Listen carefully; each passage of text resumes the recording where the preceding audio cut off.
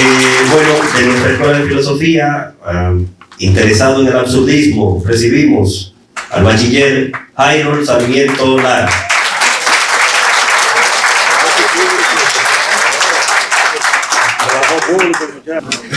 Buenas.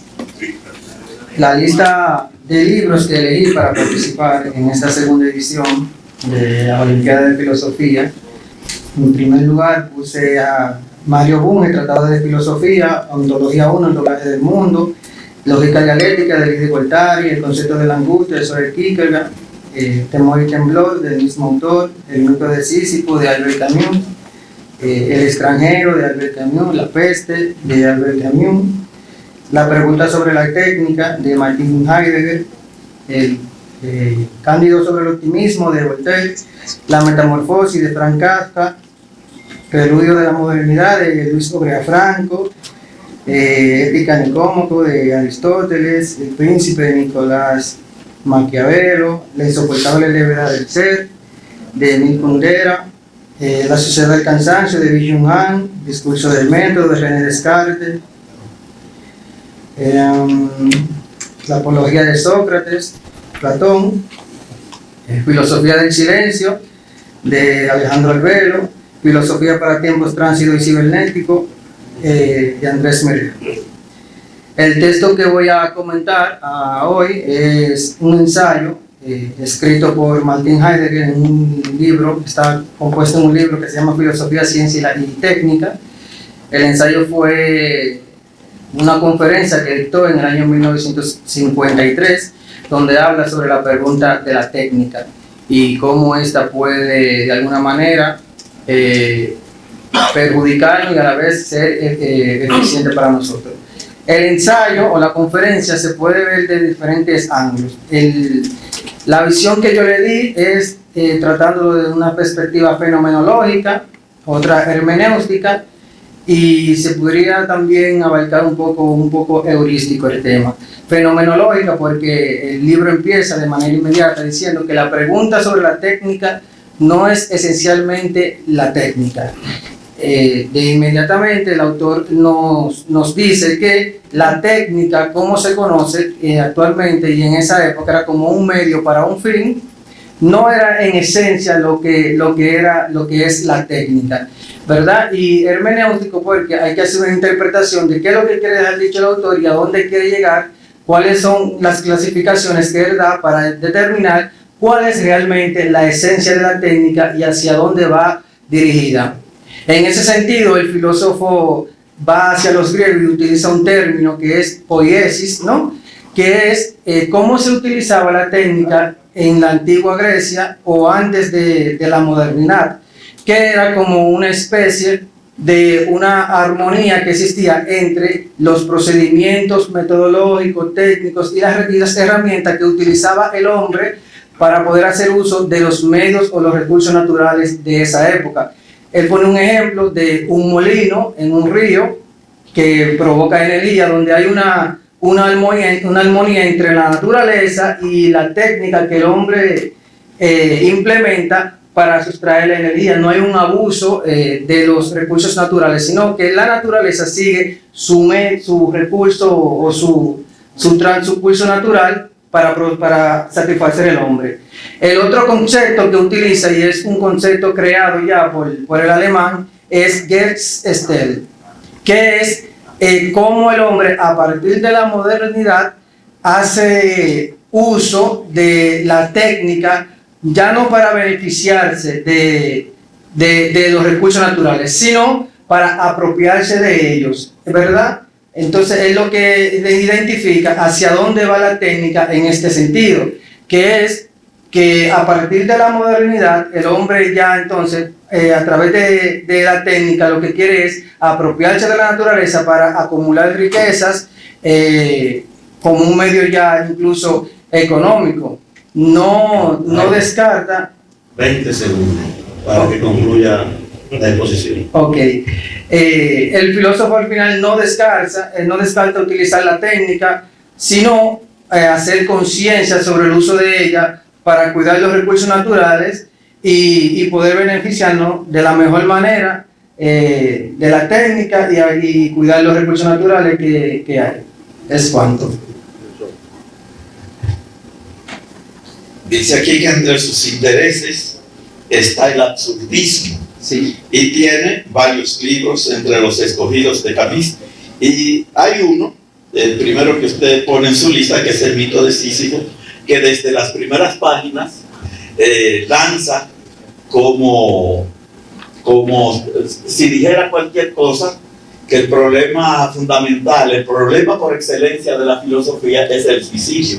Pero usted tiene otras lecturas ahí, qué sé yo, tiene la Apología, tiene El Príncipe de Maquiavelo, y como usted es de la carrera y han dicho que o sea, en la carrera lo que se busca es formar pensadores más que personas cultas.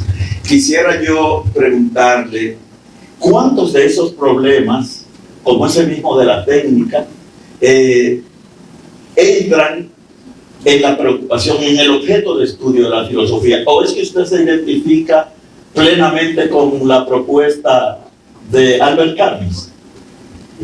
Con respecto al método de Sísifo, yo creo que sí. El mundo tiene bueno, eso lo expliqué yo creo que en la pasada Olimpiada. Nosotros por lo regular tenemos muchos problemas dispersos, cada uno. Pero yo creo que el problema fundamental del hombre cuando nace y toma conciencia de su existencia es buscar si la vida vale o no la pena de ser vivida. Y en ese sentido, indefinidamente, uno se hace la pregunta de si matarse o seguir viviendo y cuáles son las razones para seguir viviendo. Entonces yo creo que para mí también el problema fundamental de la filosofía es juzgar si la vida vale o no la pena de ser vivida. A partir de ahí, que existan otras cuestiones, si uno determina que sí vale la pena, bueno, ¿cuáles son? Y se indaga en las investigaciones que quiera realizar.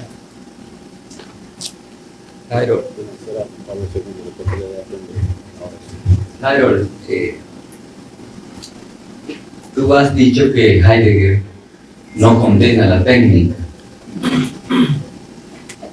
Su reflexión es muy importante. Quisiéramos que nos hablara del contexto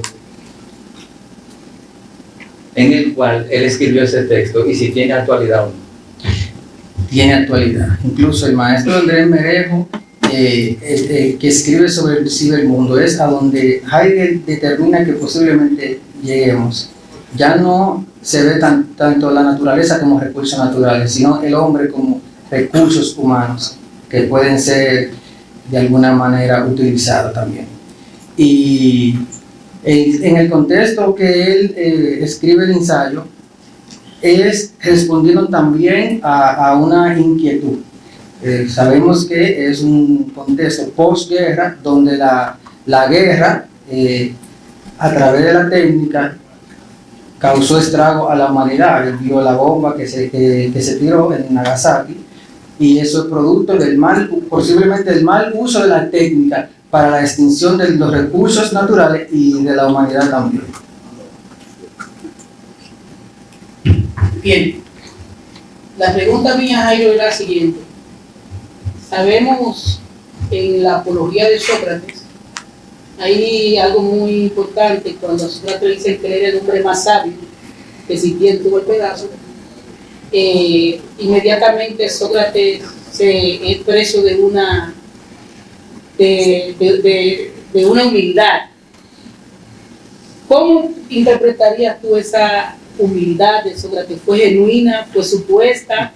¿O era una especie de arrogancia invertida? Una ironía, yo la veo. No, como es una ironía, porque al decir yo solo sé que nada sé, ya sabe algo. Yo me gusta decir, como dice el señor Monero, ¿y qué sé yo? Es cuando. Jairo, entre la lista de libros que tú colocas, tiene aquí El Príncipe de Maquiavelo. Se le atribuye a Maquiavelo haber dicho sin decirlo que el fin justifica los medios, pero en ninguna versión, en ningún idioma aparece dicha expresión.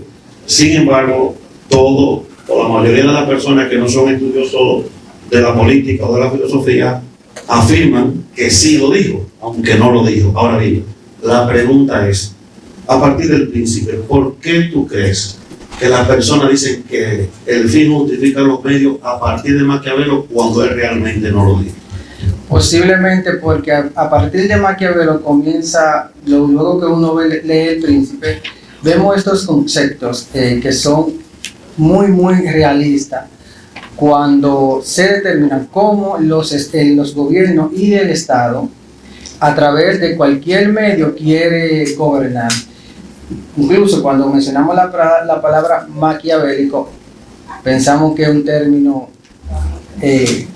atroz, pero es pues, precisamente por el libro que escribió los conceptos que utilizó, cuáles son los medios para poder llegar al poder y mantener el poder. Entonces, como no eran términos e ideas que de alguna manera agradaban a las personas, se le indica que Maquiavelo significa algo malo y por lo tanto que el fin justifica todos los medios también hay. Yo leí el libro y no tampoco encontré la cita de ese autor diciendo eso. Muy bien, te puedes sentar. Gracias, Jaime. Gracias.